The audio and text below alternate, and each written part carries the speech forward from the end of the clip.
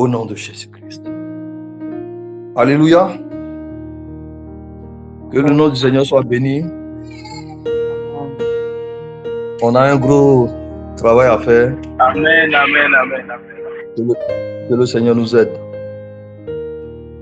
J'aimerais ce soir, en quelques mots, partager avec nous la pensée de l'Éternel. J'aimerais donc demander à un bien-aimé, poussé par le Saint-Esprit, de prier afin de recommander cet instant. Priez pour nous-mêmes qui écoutons en direct.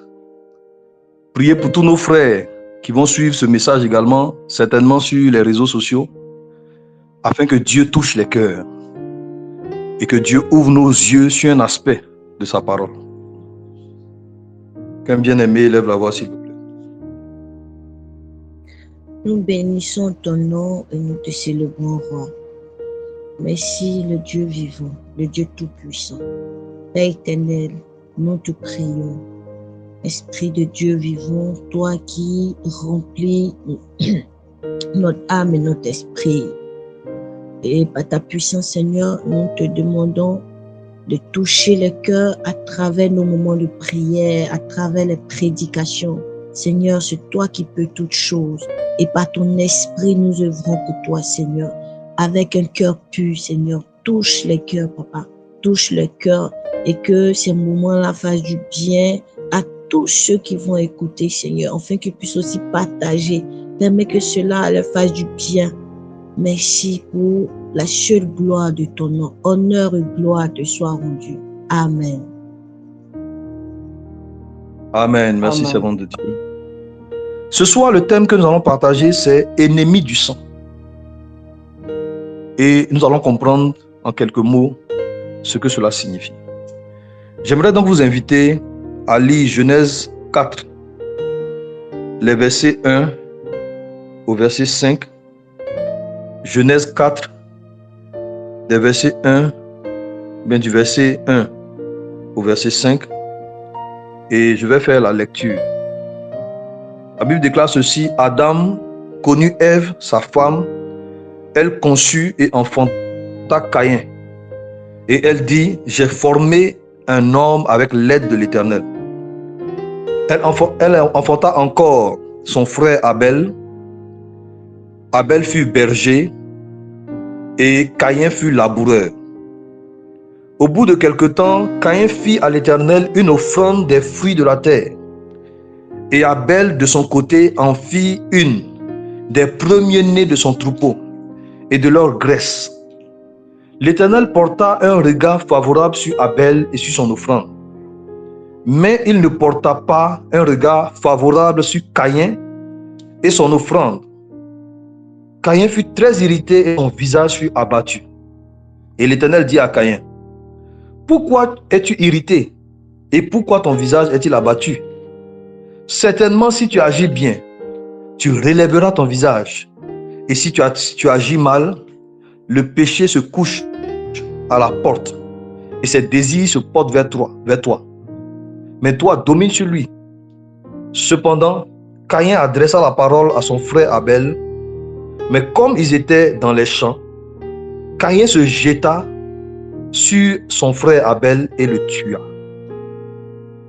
Amen. Pour aller brièvement, ici nous avons deux frères qui n'ont pas été en Éden parce que leurs parents avaient désobéi au Seigneur et ont été expulsés de la présence de Dieu. Et donc ces deux frères avaient conscience qu'il y avait un Dieu qui avait créé tout ce qu'ils voyaient. Et ces deux frères voulaient communier avec ce Dieu. Et Abel avait choisi la vocation de berger, tandis que son frère Caïn était laboureur. Ces deux professions sont des professions bénies de Dieu. Ce n'est pas mauvais de labourer la terre. Ce n'est pas aussi mauvais d'être berger. Mais les deux frères ignoraient une chose fondamentale. C'est que pour attirer le regard de Dieu sur leur vie, il fallait que quelque chose se produise. Et si cette chose se produisait, le regard de Dieu sur eux changeait. Adam et sa femme, après avoir péché, devaient mourir systématiquement à cause de la parole qui a dit, si vous mangez là, vous allez mourir. Mais ils ne sont pas morts parce que Dieu, dans l'esprit de les préserver, avait fait un sacrifice sanglant en tuant un chevreau et en prenant la peau du chevreau là pour en faire des vêtements pour eux. Et le sang qui a été versé a été une marque de miséricorde que Dieu leur accordait. C'est-à-dire le châtiment que doit subir Adam et Ève est tombé sur le chevreau. Et c'est ce qui a permis à ces deux-là de continuer à vivre. Donc si je nais de quelqu'un qui est pécheur et que j'hérite de la malédiction du péché, je ne peux pas entrer en communion directement avec Dieu sans transiter par le sang. Et donc, Caïn ne le savait pas. Abel ne le savait pas non plus. Donc les deux ont voulu communier avec Dieu, chacun en présentant ce qu'il pouvait, ce qu'il avait entre les mains au Seigneur. Mais lorsque Caïn l'a fait, cela n'a pas été validé. Mais quand Abel l'a fait, cela a été validé parce que le sang qu'il était en train de verser, pensant offrir peut-être une action de grâce à Dieu, en fait ce sang qui a coulé, c'était un sang de purification qui changeait le regard de Dieu sur Abel et sur l'offrande qu'il était en train de faire. Et donc Caïn devient ici la symbolique de toute personne qui, en dehors de l'alliance qui est dans le sang de Jésus-Christ, veut poser des actions à l'endroit de l'Éternel. C'est-à-dire, je ne vis pas conformément au sacrifice de Christ, conformément à la parole de Dieu qui dit que Jésus-Christ est la porte. La croix est le moyen par lequel je rentre dans l'alliance.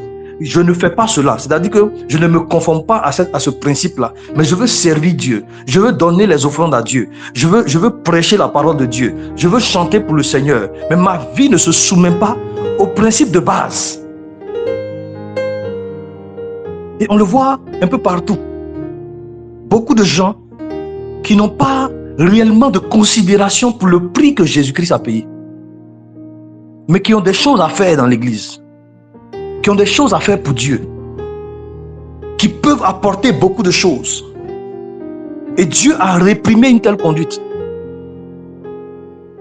Je n'ai pas besoin de ton argent, Adam, Caïn, autant pour moi. Je n'ai pas besoin de tes ressources.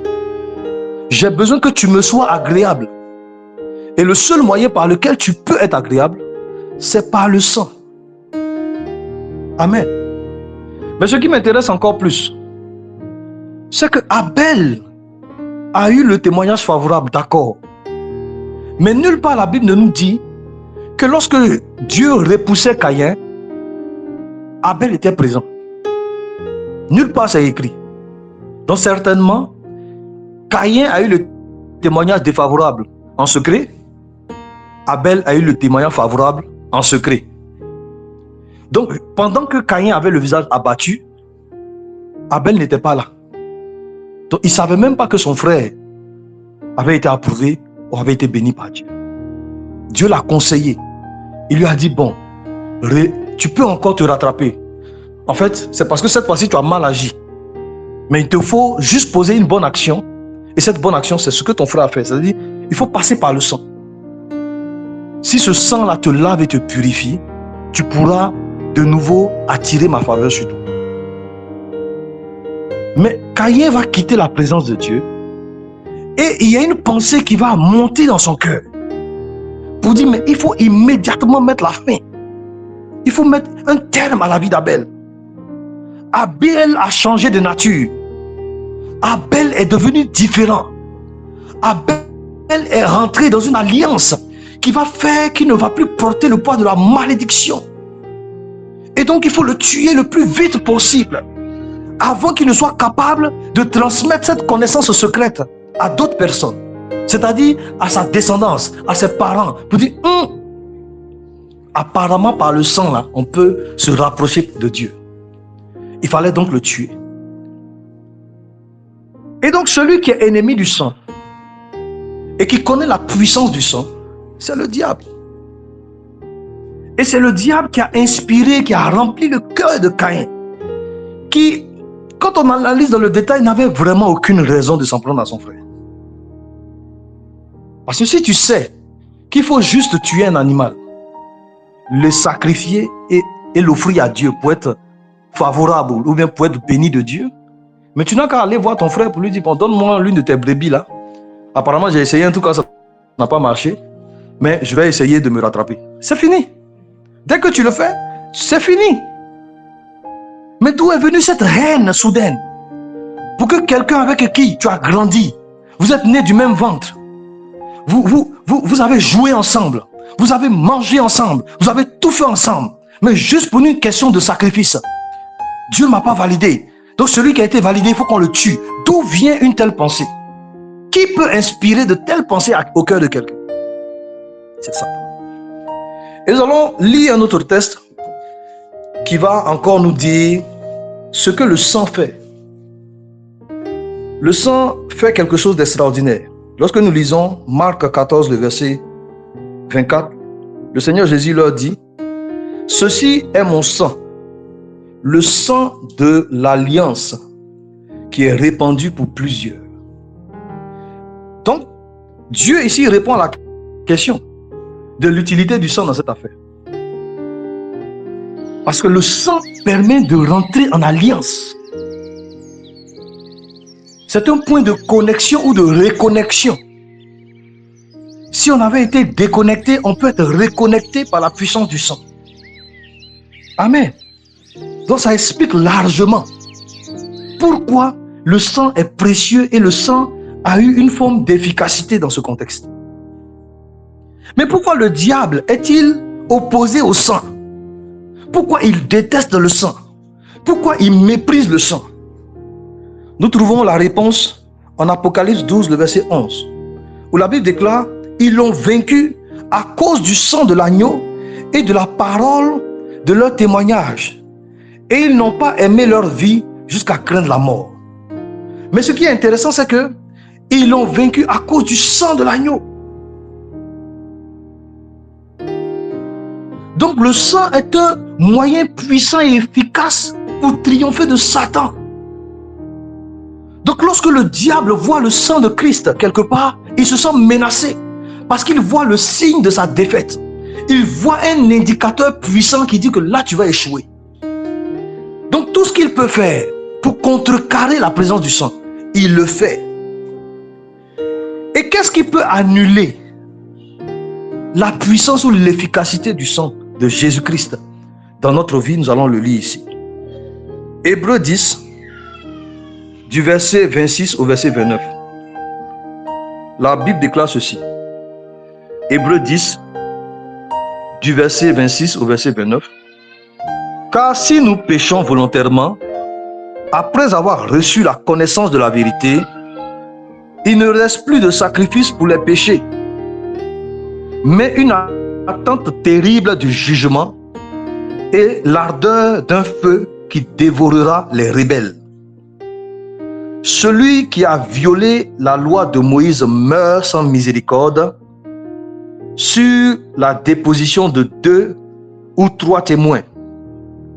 De quel pire châtiment pensez-vous que sera jugé digne celui qui a foulé aux pieds le Fils de Dieu, qui a tenu pour profane le sang de l'alliance par lequel il a été sanctifié et qui aura outragé le Saint-Esprit ou bien l'Esprit de la grâce? Amen. Donc notre ennemi, s'il ne peut pas nous tuer, il a trouvé un moyen efficace d'annuler la puissance du sang dans notre vie. C'est de nous ramener à la pratique et à l'exercice permanent des péchés que nous avons abandonnés. C'est de nous amener à pécher en connaissance. C'est de nous amener à mépriser le sang de Jésus-Christ, à en faire un bain de douche, un savon, je vais pécher volontairement et Jésus va me laver par son sang. Mais le Seigneur vient de dire quelque chose de terrible.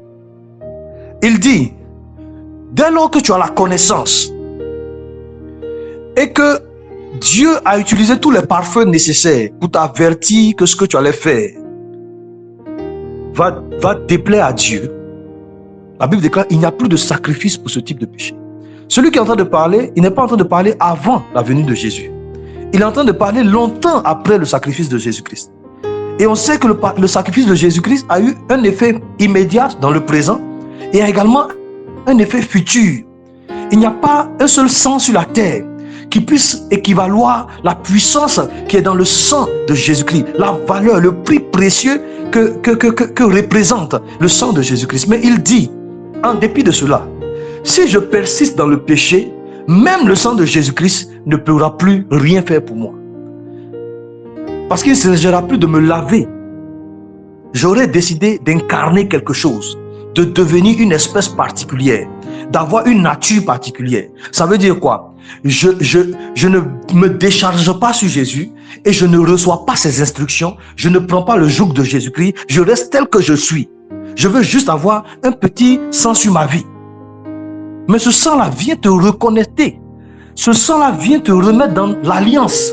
C'est-à-dire que tu avais envie de te soumettre à Dieu, mais de toi-même, quand tu viens avec tes propres efforts, ça ne produit rien.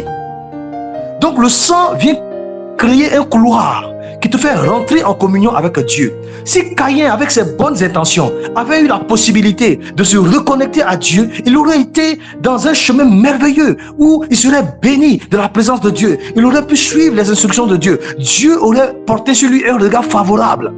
Donc, vu qu'on ne peut pas par nos propres efforts rentrer en communion avec Dieu, attirer un regard favorable de Dieu sur nous, le sang, qu'est-ce qu'il fait? Il vient nous donner ce couloir.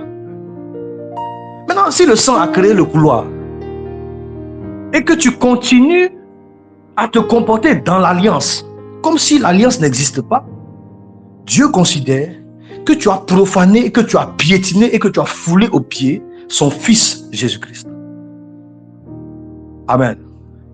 Ce soir, le Seigneur veut nous interpeller afin que tout le long de cette année 2025, nous soyons conscients que même si le diable peut t'attaquer par la maladie, par la sorcellerie, par toute forme de moyen, il n'y a pas un moyen plus efficace pour lui que celui de nous amener à pratiquer le péché. Donc ça ne sert à rien d'avoir une vie de prière qui te permette de contrecarrer dans la prière les démons, pendant que tu es assis, ou bien pendant que nous sommes assis dans un péché, dans la pratique d'un péché, nous sommes liés, nous sommes embourbés dans un péché. Donc que Dieu nous accorde la grâce de sortir de tous ces pièges, de sortir de toutes ces ruses, de ne pas regarder le ministère comme étant suffisant pour masquer ou bien pour couvrir le péché. Mais que nous comprenions que la question du péché est tellement importante pour Dieu que de bonnes actions, un sacrifice, des efforts ne pourront pas régler cela. Ne pourront pas régler cela. Il nous faut accepter d'entrer dans l'alliance par le sang de Jésus-Christ et considérer que quand on rentre dans l'alliance, il y a des choses que nous devons abandonner, dont nous devons nous dépouiller pour être agréable à Dieu. Est-ce que nous pouvons prier le Seigneur par rapport à ce que nous avons entendu? Éternel notre Dieu et notre Père, ce soir, tu as parlé à mon cœur, tu as parlé au cœur de mon frère. La parole de Dieu ne change pas. Elle est la même, elle restera la même.